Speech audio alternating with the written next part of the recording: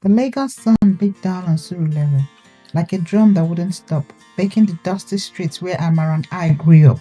Our friendship was so real. Even then, the imbalance was a physical thing. Amara was sunshine incarnate, golden skin, laughter like bells, blessed with a luck that felt like a personal affront. Scholarships landed in her lap like ripe mangoes. Boys stripped over their tongues for her attention. The universe conspired in her favor, leaving me, Tara, perpetually one step behind in her radiant dust. I was the sharp one, the planner, the girl who worked for every scrap. But next to Amara's effortless glow, my intelligence felt dull, my ambition desperate. A seed of resentment, small and bitter, took root the day she won the inter-school dance competition I'd practiced for months. I saw the adoration in the crowd's eyes, felt the hollow ache in my own chest. That seed, watered by every shared triumph that felt like my personal failure, grew into a thorny vine of envy, winding its way around our childhood bond, choking it slowly. We moved to Victoria Island, trading street football for cocktail parties, but my shadow, followed. Our friendship became a frayed rope, held together by 20 years of habit and the unspoken, corrosive weight of my jealousy. And she met him, Ken Lyo. The name alone was whispered with reverence in Lagos circles. Tech billionaire, Lagos royalty, he possessed a dangerous charm, a voice like velvet poured over gravel that could disarm a room. Their meeting at a charity gala was the stuff of Bella Niger headlines. Within months, the announcement splashed across Punch Society News and popular wedding blogs. A diamond the size of my thumbnail glinting on Amara's finger. Seeing it felt like swallowing glass. At the engagement party in his obscene Ikoyi penthouse, all floor-to-ceiling windows showcasing the glittering indifferent lagoon, I sipped champagne that tasted like ashes. Amara floated beside him in ivory silk, radiating a happiness so pure it was blinding and infuriating. She doesn't deserve this. The venomous voice in my head hissed, louder than the Afrobeat pulsing throughout the room. She never deserved any of it. Her luck isn't skill, it's just cosmic favoritism. The plan, cold and sharp and utterly consuming, crystallized in that moment of champagne-filled bitterness. I would take him, not just steal him, but shatter her perfect world with the very price she cherishes most. I became the perfect best friend, the rock, the indispensable confidant. I threw myself into wedding planning with Amara, cooing over lace samples and floral arrangements, all while dissecting Ken like a specimen under a microscope. His quiet intensity during discussions about quantum computing startups, the way his eyes softened just slightly when Fela Kuti's Watanoge played, the subtle weariness behind his perfectly curated billionaire smile. I memorized it all. I made myself available, subtly inserting myself into their orbit, offering to pick up Ken's dry cleaning when Amara was busy, suggesting restaurants I knew he'd appreciate. Conversations were my battlefield. When Amara bubbled about honeymoon beaches, I would steer Ken towards disruptive AI markets. When she fussed over cake flavors, I would engage him on geopolitical risks affecting his portfolio. I mirrored his ambition, validated his intellect, positioned myself as the woman who truly understood the weight he carried. I fed his ego crumbs laced with poison, subtle comparisons, implied limitations of Amara's worldview. She's so wonderfully uncomplicated, isn't she? I'd murmur, making simplicity sound like a flaw. The serpent smile never left my face. My moment arrived during Amara's chaotic, perfume-drenched bridal shower. Why was he even here? I wondered maliciously. Ken, looking like a trapped animal amidst the shrieking laughter and champagne flutes, escaped to the relative quiet of the balcony. I followed, a cool glass of sparkling water my prop. Escaping the Valkyries, I quipped, leaning beside him. He offered a tight smile. We talked, not about weddings, but about the crushing pressure of legacy, the loneliness at the top, the frustrating short-sightedness of his board, things Amara, bless her sweetheart, wouldn't grasp. I listened intently, offered sharp, concise insights, made him feel seen in a way I knew Amara couldn't.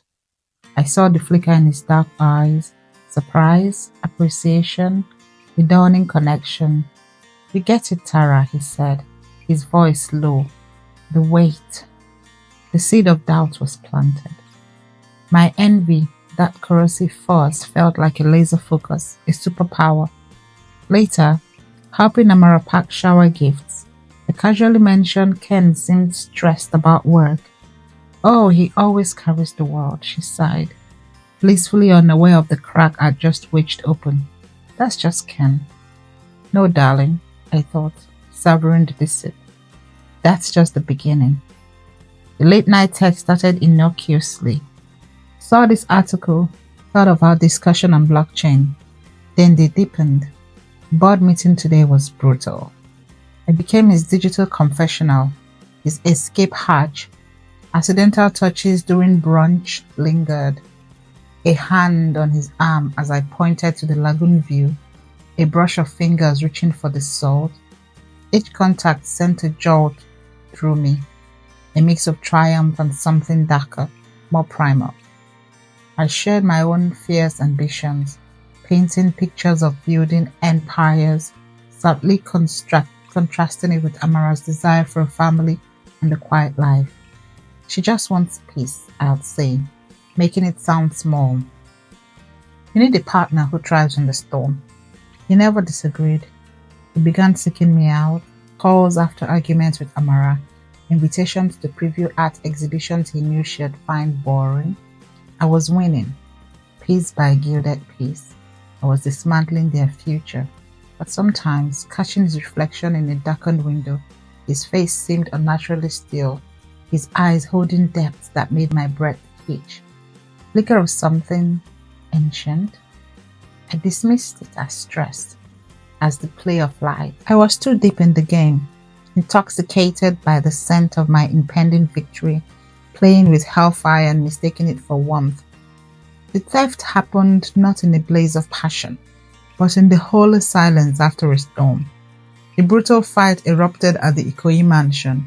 Amara's voice shrill with tears, Ken's cold and cutting. She fled, a whirlwind of heartbreak. He called me, his voice flat, dangerous. "Tara, can you come?" I arrived. The picture of concerned friendship, finding him silhouetted against the night skyline, a half-empty bottle of red scotch beside him. The air crackled with his simmering rage and my predatory opportunity.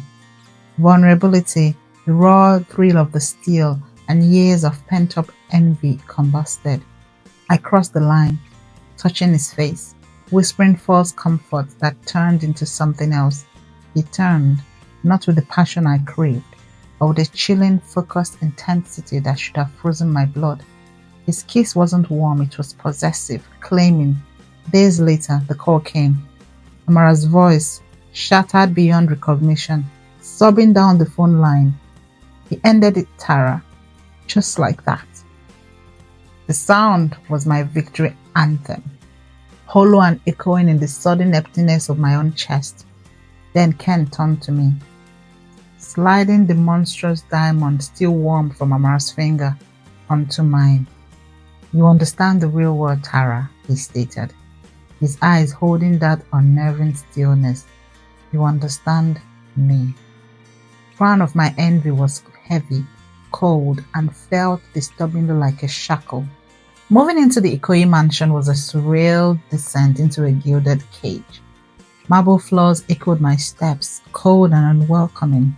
I wore the couture Amara had painstakingly chosen, slept in the bed they had shared, stared at the lagoon view that was now supposedly mine. Euphoria, it was a ghost, quickly replaced by a creeping dread. Ken was profoundly wrong. Affection was replaced by a detached, unnerving focus. He was obsessively private. Whole wings of the mansion were forbidden, secured by heavy locks that looked attic, out of place. He avoided sunlight, preferring the perpetual twilight of drawn curtains. The air conditioning was always set to an arctic chill that seeped into my bones. Whispers about his wealth, its sudden, inexplicable magnitude, the disappearances of early rivals, transformed from society gossip into chilling possibilities that echoed in the mansion's silence. And his eyes, in the gloom of the library, or caught in the rearview mirror of the silent Rolls Royce, they sometimes seemed to hold a faint, unnatural yellow glint, vanishing when I blinked. The mansion wasn't a home. It was a beautifully appointed tomb, and I was starting to feel like the resident corpse. The weirdness wasn't subtle anymore. Strange objects appeared, desiccated roots bound with black thread, emitting an odor of damp earth and decay. Small vials of vicious dark liquid tucked away in drawers, intricate symbols carved into pieces of dark wood that made my skin prickle when I touched them. He muttered in his sleep, not in Pidgin or modern Yoruba, but in a Godra Eke dialect I couldn't understand, filled with harsh clicks and rolling vowels that sounded ancient and predatory. The cold spots intensified, coalesced around the forbidden wing. One night, jolted awake by a nightmare I couldn't recall, I found Ken's side of the bed empty. Moonlight streamed through a gap in the curtains, illuminating him standing rigidly by the window, motionless, utterly still, not breathing. Terror, cold and sleek, coiled in my gut. "Ken!" I whispered, my voice trembling. He turned slowly, impossibly slowly, like stone grinding against stone. His eyes, fully open, were pools of pure luminous yellow, locking onto me with an alien predatory intelligence. Then a blink, and they were his familiar dark brown again. He offered a thin smile, sleepwalking, an old affliction. "Go back to sleep, Tara." His voice was devoid of warmth, devoid of anything recognizably human. Sleep was impossible. This wasn't the power I'd craved. This was a descent into madness, or something infinitely worse. My envy had built a prison, and the warden was a monster. Fear became my constant companion, a sharper motivator than envy ever was. The day Ken left for a crucial, confidential board meeting, a meeting I suspected didn't exist, desperation overrode sanity. Using a hairpin and a YouTube tutorial, my hands slick with sweat picked the heavy lock guiding the forbidden wing. It groaned open, revealing not an office or a vault, but a steep, narrow staircase carved from a rough, cold stone, descending into absolute darkness. An unnatural chill, smelling of ozone and something metallic, like old blood, wafted up. Every instinct screamed run, but the need to know, to understand the horror I was about to marry, propelled me down. The air thickened with each step, humming with an oppressive ancient energy that pressed on my eardrums. The flickering candlelight below cast monstrous dancing shadows as I reached the bottom. My breath caught. The basement was dominated by a central stone altar, stained a deep, unnatural black in the center. Above the altar loomed a grotesque statue carved from stone, a fusion of man and beast, muzzles coiled, mouth open in a silent roar, eyes set with stones that burned with the same predatory yellow I've seen in Ken's. My blood turned to ice. Scattered across the floor were faded photographs, yellowed newspaper clippings. One near my foot stopped my heart. A young Ken, unmistakable, stood beside a man who was his exact double, frozen in a black and white image dated Lagos 1947. The horrifying truth detonated in my mind. Ken wasn't human. His fortune wasn't built on innovation. It was forged in blood and unspeakable parts. He was an urban wielder, a vessel for something ancient and terrible. He was immortal. Ancient stories from my grandmother flashed on my mind as I stood there, petrified. The heavy door above groaned open. Ken stood silhouetted against the light from the hallway, unnervingly calm. "Curiosity, Tara," His voice echoed, stripped of all pretense of humanity, resonating with a millennia of icy indifference, the fatal flaw in mortals. I stumbled back from the altar, the stolen diamond ring burning like a brand of shame and terror. What are you? What was Amara to you? And what am I? My voice was a ragged whisper.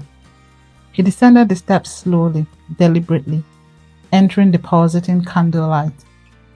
His eyes glowed with that sickening yellow light.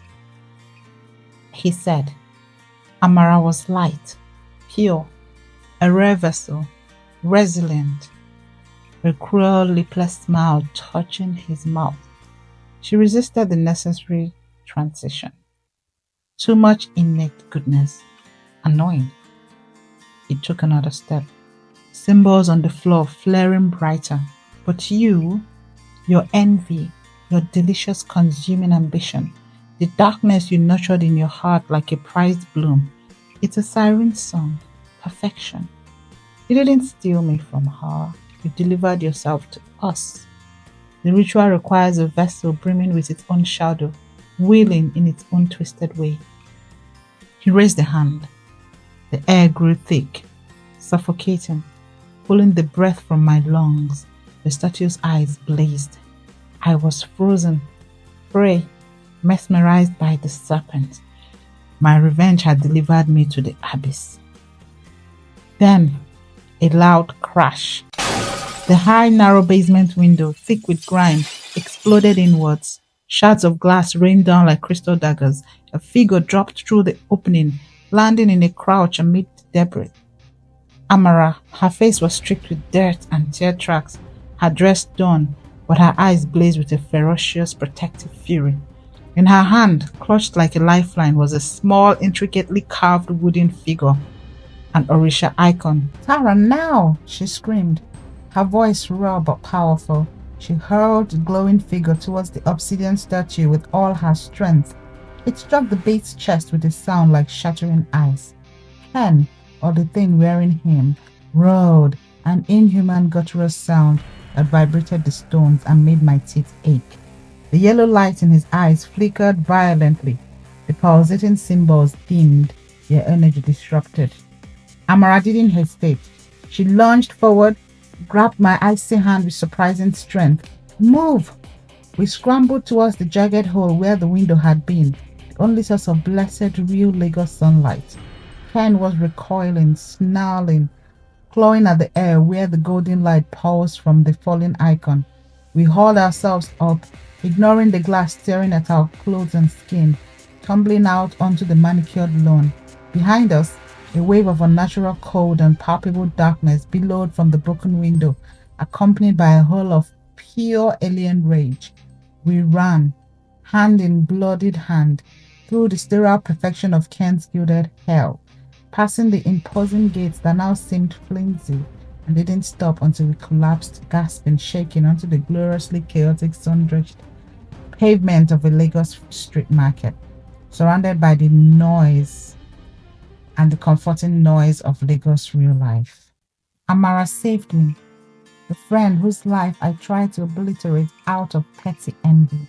She had suspected Ken's darkness for months, fueled by strange gaps in his history and whispers from her grandmother about ancient entities. She had been researching, gathering protective charms, piecing together the horrifying truth. When Ken discarded her and took me, she knew exactly what it meant. Her light had protected her, my darkness had made me vulnerable. She came back not for revenge, but because it was the right thing to do. Dear listener, envy is a thief. First, it steals your gratitude, then your sight, leaving you blind to the true gold you hold. Loyalty, peace, the simple priceless light of a friend's smile. Chasing another sun only drags you deeper into shadow, where things far older and hunger and jealousy lie in wait. True wealth isn't measured in mansions or monstrous shams. It's found in the freedom to stand in your own light, grateful and finally unafraid of the dark. Only revenge worth having now is living well, free from the gilded cages and the shadows, especially the ones we nurture in the darkest corners of our hearts.